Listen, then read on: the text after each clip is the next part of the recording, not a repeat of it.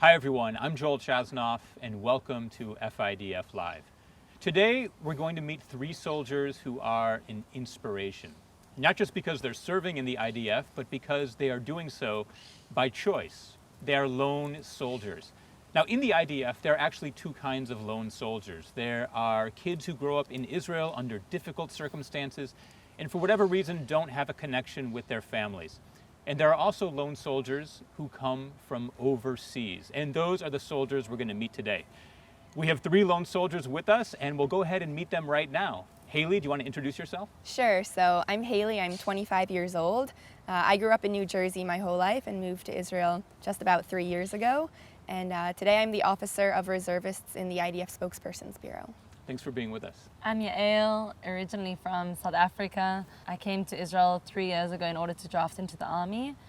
And right now I'm serving as the Deputy Platoon Commander of the Lionesses of the Jordan Valley. And Jacob? My name's Jacob. I'm 24 years old, originally from Orange County, California. I serve in the Nachal Brigade in a special unit called the Palsal, and happy to be here. Well, today we have a really exciting format. We're going to be taking questions that you guys will answer, and our questions are coming from FIDF supporters and viewers of this show in the US. And they sent in their questions by video. The first question I'll go ahead and give to you, Haley. This comes from a set of 4-year-old twins. Oh. Just press play when you're ready. Why do you want to join the IDF? They're adorable. Why did I want to join the IDF? Actually, I first started talking about joining the IDF when I was 12. I grew up in Jewish day school, and 3 Israeli soldiers came to talk to my Hebrew class. And I sort of said, maybe one day I'll be like them too. And I thought about it for years, and eventually, like you, I decided to go to university first in the States, and there I dealt with a lot of what you see on social media and in the news, a lot of anti-Semitism, a lot of anti-Israel activity. That really defined my college experience, and I found myself over and over standing up in front of students and telling them what you're saying isn't true, or it's not the full story, and it doesn't show the full picture of this country or of this army. And I came to Israel 5 times in the 4 years I was a student to see it for myself and to keep learning more. And eventually, every time I was here, I felt more and more, one, that this was my home, and two, that I couldn't just keep saying that this is what I believed in. So I graduated, and 2 months later made Aliyah, and with the goal of drafting. So Yael, as someone who grew up in South Africa, I'd be curious to hear your answer to this question. I get asked this question a lot of times, and my answer has never changed. It all started in 2014 when the 3 boys were captured in Israel. And my school is very supportive with many things that happen in Israel. And they wanted to help as much as they could, but through social media. Posting on Facebook, making videos, sending to Israel, posting on Instagram. And it was very, very difficult for me to connect to that. I thought, as much as it is helping and it's showing our support for Israel, I need to be there physically. I need to somehow one day be there, and when things like this happen, I'm the one searching for them, and I'm the one risking my life, making sure that these boys get home to their families. Jacob, you came after university, you already have a degree. What brought you here at sort of a later stage, 23 years old? Definitely. I think this for me is kind of a realization of both an individual and collective dream. I think from me personally speaking, being on campus too, like Haley mentioned, a lot of anti-Israel bias, a lot of BDS and things like that. I had come to Israel multiple times throughout college, being in the Jewish fraternity as well. I was in API as well, that helped with this as well. And I came to realize it's nice talking to senators about the US-Israel relationship. It's nice being on campus and trying to tell the true story behind everything that's going on. But there's something else that was saying there's more, there's another stage, another level you can get to. So for me, this is kind of a test of what I believe in. Do I really believe in this? If I really believe in it, then do this. This is your true test. And then from the collective side, I think Israel is the home of the Jewish people. There's only one Israel.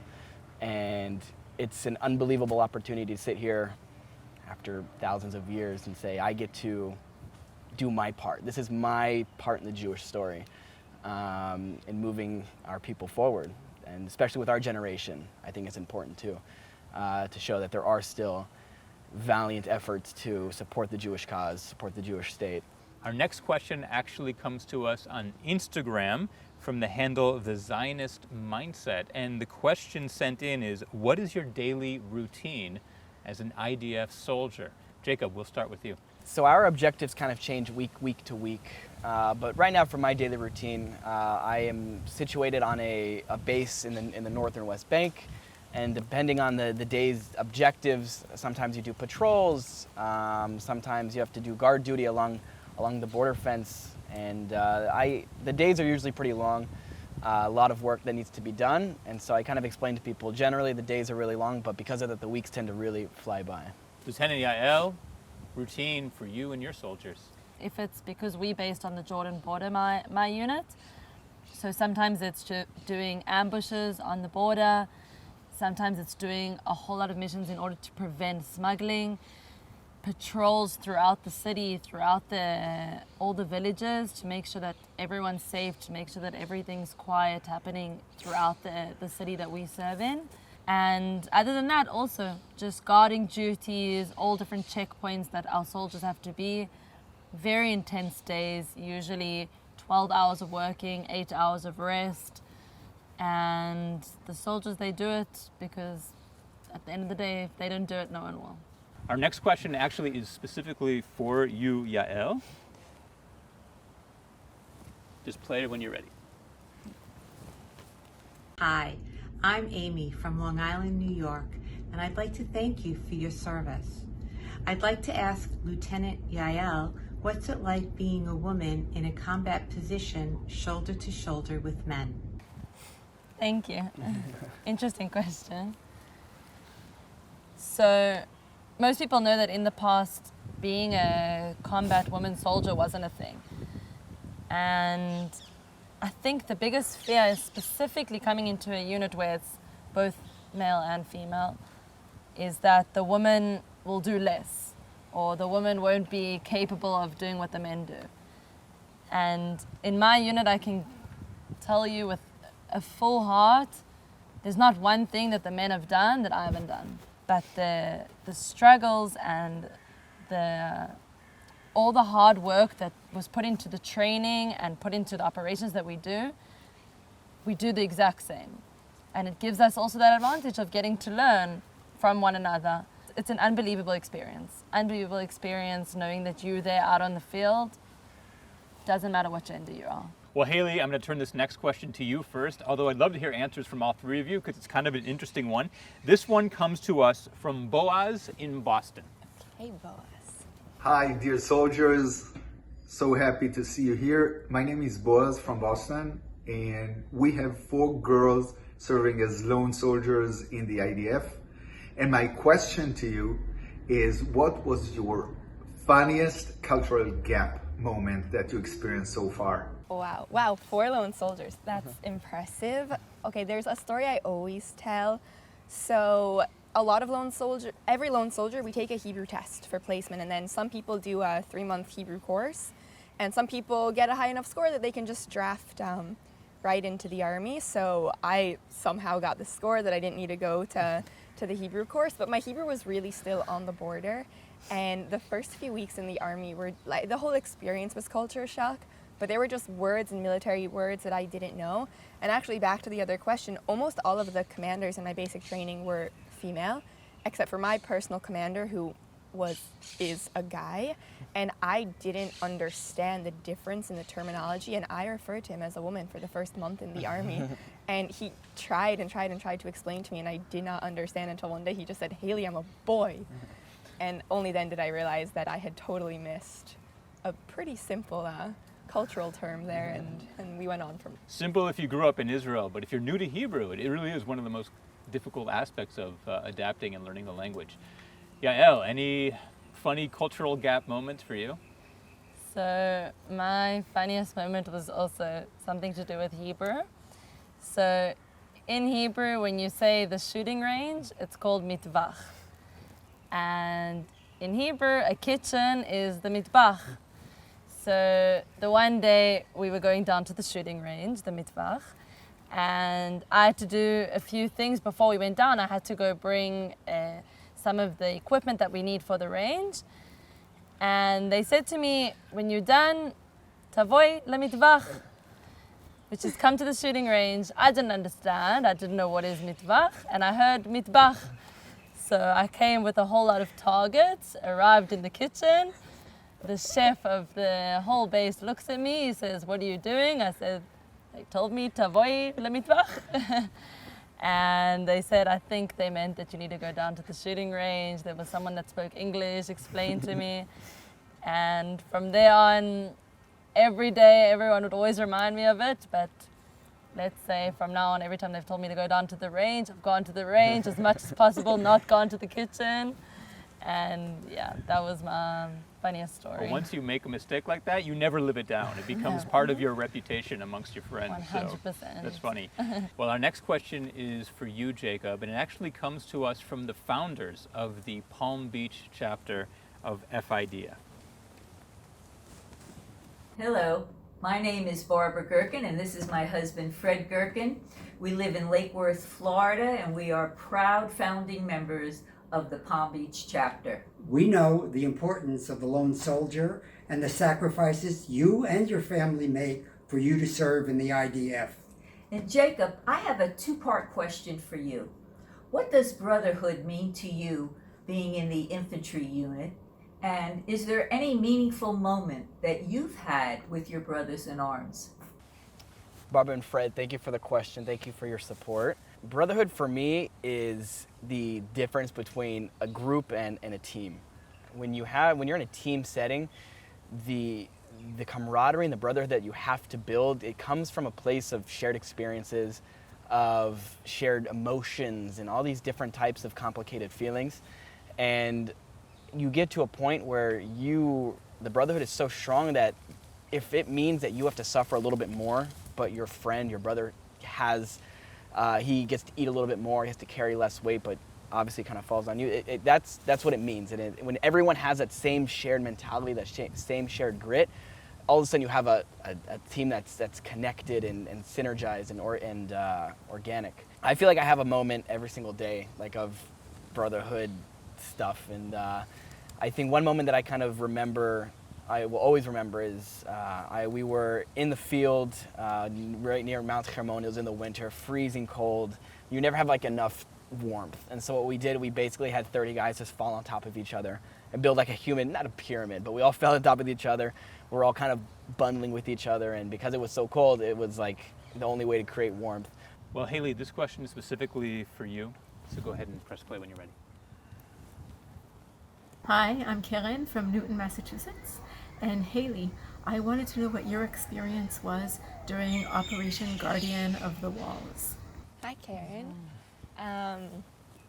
A good question. Well, first of all, Guardian of the Walls started on the eve of my 24th birthday, so definitely not exactly the experience I was planning to have. I was supposed to have a birthday dinner with some friends, and I mean, we sort of had a feeling of what was about to start, and I got called back to base, and they said, you know, pack a bag, you don't know how long you're going to be here, we don't really know what's coming next. And I went back to base and put a mattress down on the floor of my office, and all of a sudden, you know, everything I'd been trained to do just went into effect. And for me, that was calling up reservists and making sure that every part of the country that the spokesperson's team needed to be had the support they needed and had the people they needed, and no matter what that meant for them. And it was very intense.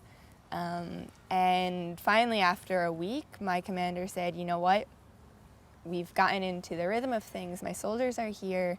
My counterparts on base had learned enough of what they needed to do to help me with my job. They said, take a night, go home, sleep in your own bed, change your clothes, and come back. So I went back to my apartment in Ramat Gan, and then the siren sounded in Ramat Gan, and we have a shelter on the basement floor, the -1 floor of my apartment building, and I ran down with everyone else, and we closed the door. And it wasn't the first time that had happened during the operation, but we were really only in there a few seconds, and I don't think I'll ever have the words to describe the sound that followed, but the loudest sound I've ever heard in my life, directly above our heads. There were kids, there were babies, there were dogs, people were crying and screaming. I was certain, we were all certain that a rocket had landed on our apartment building. I don't know how else to explain it, the intensity of that sound. And we waited and we went outside, and it was actually one building over, or on the street one building over. One of the very few unintercepted rockets landed on my street, and there was a car on fire and there was smoke in the air, and we did later learn that actually one person was killed in the explosion, but I was fine. And my apartment, we had no windows and we had glass everywhere, but the apartment was fine. And then the very same night, a few of my fellow officers on base dropped everything that was going on and came back to my apartment with me and helped me clean up every piece of glass and take apart all the sheets and get everything ready to be washed. And it was a lot, but it showed the true meaning of, like, all at once, everything I'd learned, cultivated, and I was still able to do my job, and I was able to keep going. And a few days later, the operation ended and summer started, and life was Israeli normal. Israeli resilience is unmatched. Well, our next question actually comes to us from someone who was a former lone soldier himself. He's also from Boston. His name is David. And Jacob, I will go ahead and hand this one to you.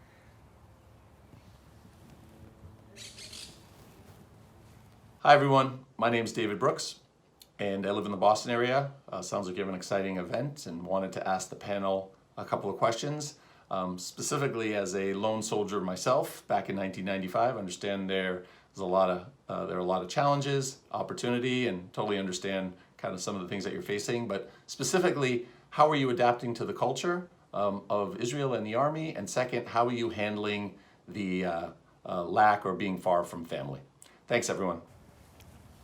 Great question, a question I also get asked a lot. I would say I've transitioned really well. Lived for the first year and a half on a kibbutz, which is a great way to kind of adapt to the Israeli experience, Israeli culture.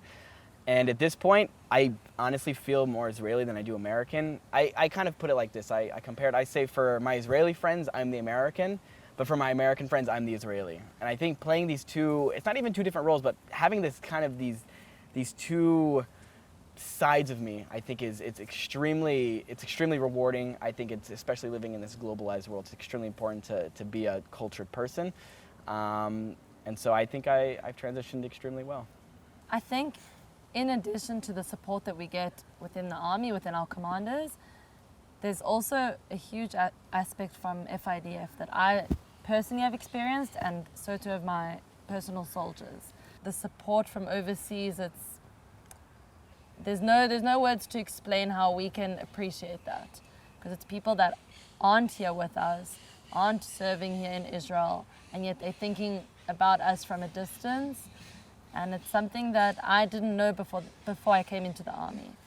And thank you for all that support. Jacob, any thoughts on that? Yeah, I think one of the essences of the Jewish experience is community. And you know, we've lived in the diaspora for so long and still wanted to find ways to support Israel and always felt a connection. And so now finally being here, I feel I know what that means now. I remember going to some FIDF events in the States actually, and sitting there and being, okay, I feel like I'm supporting something. I feel like this is my cause. These are my people. And to finally be here and be on the other side of it, on the other side of the aisle, it's an experience that only can be explained here as a lone soldier in Israel. It just doesn't happen anywhere else. Well, you mentioned Kehillah, which means community, and here's someone from your own community, Hayley, with a question. This question comes to us from New Jersey. Amazing. So we'll hand it off to you. My name is Norman. I'm from New Jersey, and I have a question for Lieutenant Hayley. I'd like to know, what are your interactions with the reserve soldiers? Thanks, Norman. Great question, and send my regards to New Jersey. I never even really thought about the reserve section of the Army. Actually, 75% of the IDF is the reserve soldiers. And I loved learning about the reserve soldiers, and I really do love my job. And it's really helped me feel more connected to Israel as a whole, being in this role. Because reserve soldiers, it's not their mandatory service. It's not even what we volunteer to sign up for, to be here for 2 years. They keep coming and keep coming and keep coming until they're 40, 50. I have reserve soldiers who are in their 70s, and they keep coming back because they can, because they want to, because they care, and they have what to teach. And it was nice for me, sort of, also back to the question of being a little older and being able to understand them. And I talk to my reserve soldiers every day, and I know what's going on in their lives and when it's their birthday, and they know when it's mine. And just a few weeks ago, I went to a Passover meal with one of my reserve soldiers. He opened up his house to me and came and picked me up and made sure that I had a place to be. And specifically in the Spokesperson's Bureau, we have soldiers who speak like 13 different languages, and so it was another added something in this role that I can use my English and I can understand my soldiers in a different way, and I can help them with things that maybe other reserve soldiers don't even think about, still from that perspective of knowing what it means to be a lone soldier and the cultural differences and the language differences. And it's a very unique aspect of your job that you have so much contact with reserve soldiers. Not every enlisted soldier does. Well, this question I'm going to turn over to both Yael and Jacob. It comes to us from another child in the United States. Hi, my name is Ayala Fuchs, and I'm 9 years old, and I live in Needham, Massachusetts. I have a question. Are you scared when you go to the military in Israel? And what about your family? Are they scared? I'm really interested. She's really interested. She is really interested. It's a great question. Yeah.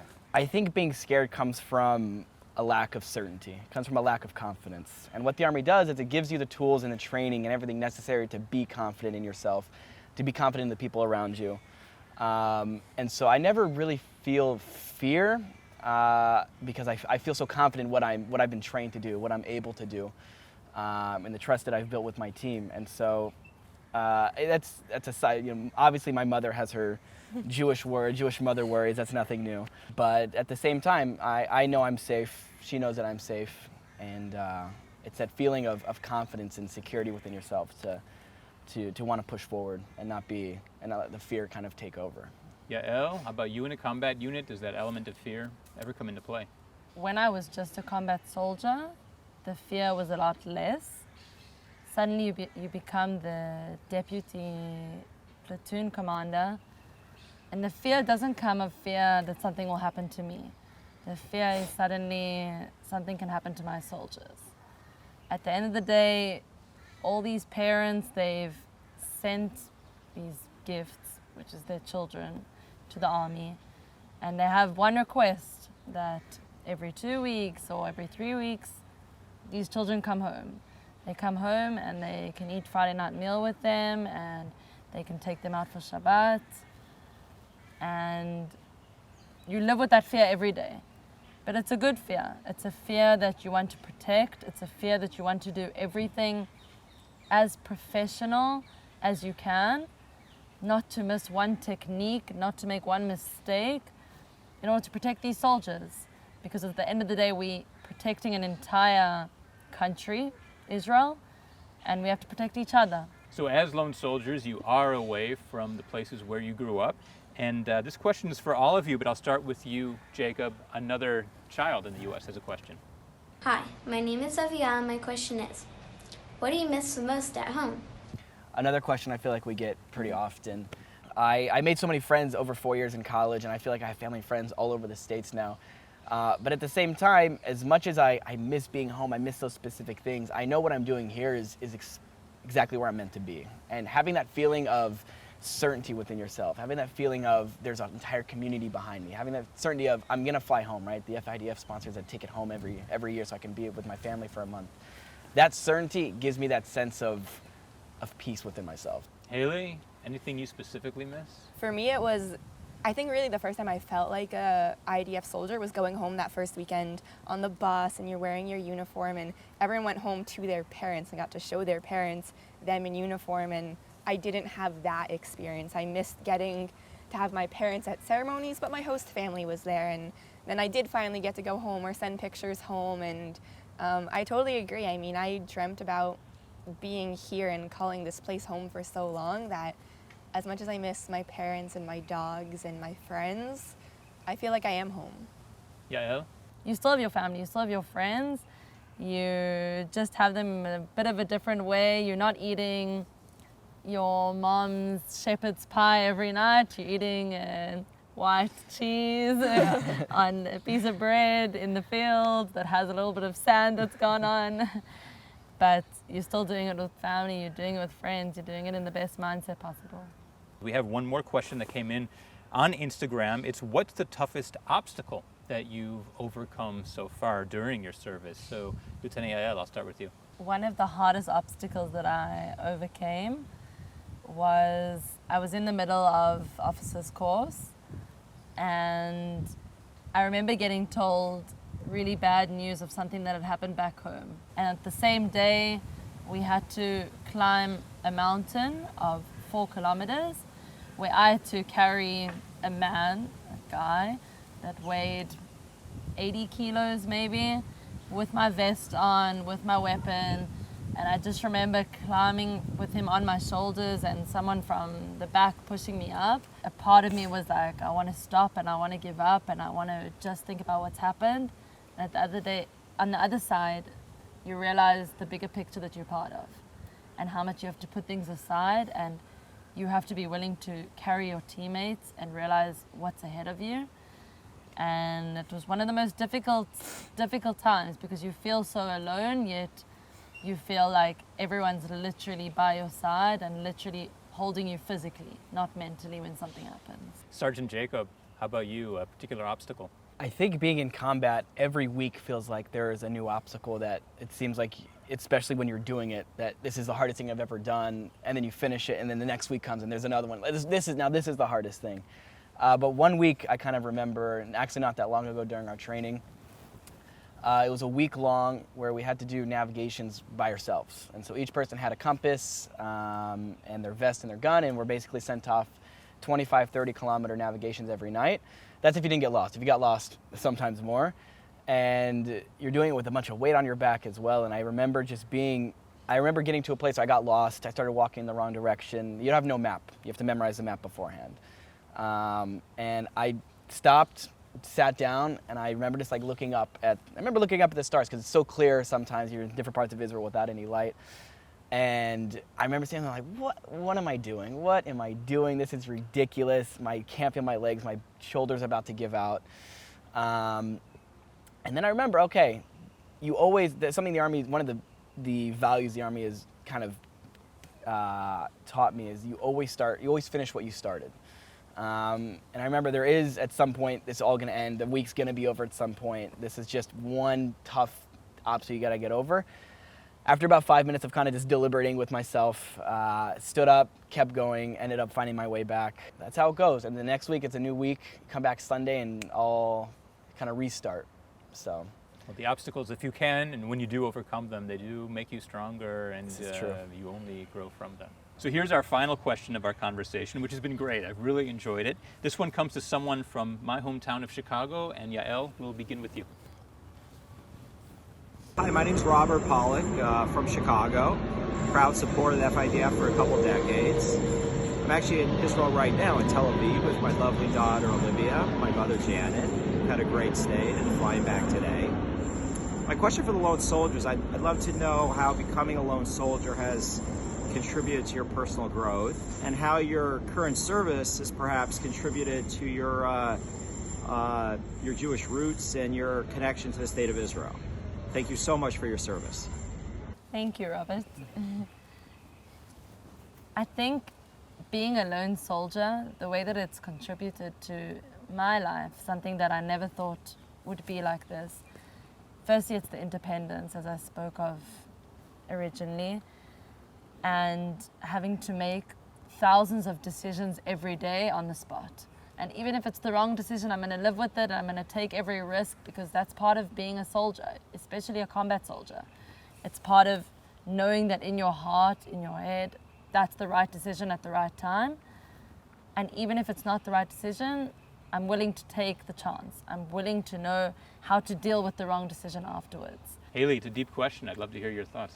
Being a commander and being an officer and caring about people in a different way than you do in another job has taught me so much about what values are most important to me and what values I feel are most important to continue on in my future, no matter what I choose to do in school and work and life.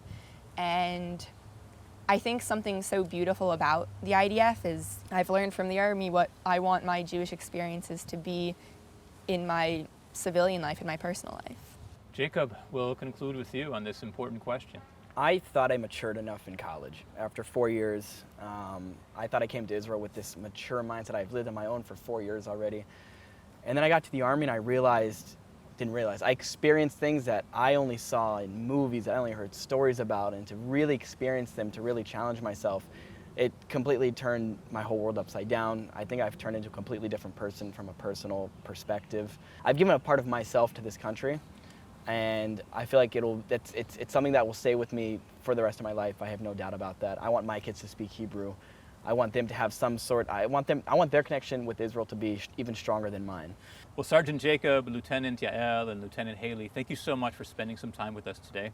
I know as the host of the show, I always enjoy getting this kind of personal connection with the soldiers and finding out what you're up to and what you're feeling. And I know our viewers at home really enjoy this kind of intimate connection with you as well. So thank you for giving some time to us.